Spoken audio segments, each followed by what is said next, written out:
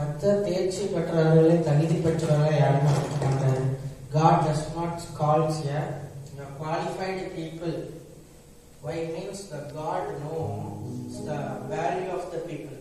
ஆண்டவருக்கு அந்த மனுஷங்களுடைய அதிகாரம் ஆண்டவருக்கு தெரியும். அது பாத்தீங்கன்னா ஆண்டவர் அழைத்தவர் உண்மையுள்ளவர். அவர் எல்லாத்தையும் அழைச்சிருக்காரு.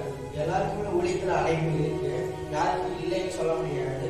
ஏன்னா ஒவ்வொருத்தருக்கும் ஒவ்வொரு ஊழியங்கள் ஆண்டவர் கொடுத்திருப்பாரு. ஏன்னா நிறைய வகையான ஊழியங்கள் இருக்கு. சபையில கூட்டி தொடச்சு பாய் போடுறது ஒரு ஊழியம், முன்னாடி மேல ஏறி பாட்டு பாடுறது ஒரு ஊழியம், ஆராதனை நடத்துறது ஒரு ஊழியம் தான், டாக்ஸ் கொடுக்கறது ஒரு ஊழியம், மலை பிரதேசங்கள்ல போய் மிஷினரியா வேலை செஞ்சு சாப்பாட்டுக்கு வழி இல்லாம கஷ்டப்பட்டு எல்லாத்துக்கும் சத்தியத்தை அறிவிக்கிற ஒரு ஊழியம்.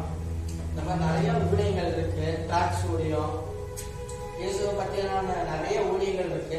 அதுல நம்ம எந்த ஊழியத்துல இருக்கோம்னு ஆண்டவர்கிட்ட கேட்டு அந்த ஊழியத்துல நம்ம சேர்ந்த ஆண்டவரோடு இணைந்து ஊழியம் செய்யணும். நம்ம அப்படி ஊழியம் செய்யும்போது ஆண்டவர் நம்மளை கைவிட மாட்டார். எந்த நேரத்திலும் சரி, எந்த சமயத்திலும் சரி, எந்த கஷ்டத்திலையும் நம்ம கைவிட மாட்டாரு.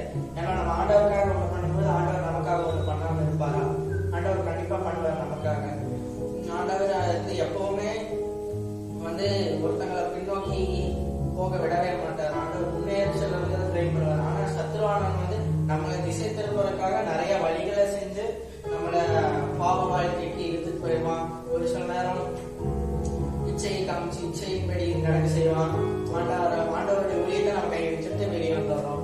ஆண்டவர் அதே மிகப்பெரிய ஒரு இழப்பா இருக்கு. நம்ம ஆண்டவர்கிட்ட பின்னிட்ட பார்க்காம அப்படியே போயிடும். ஆண்டவரை விட்டுட்டு ஆண்டவரை பத்தி நம்ம ஆண்டவரை சப்பா நான் உங்க கூட வரேன், உங்க கூட ஊழியம் செய்யறேன் அப்படின்னு சொல்லிட்டு இருந்தா நம்ம இப்போ சாத்தான நோக்கி போயிடுவோம்.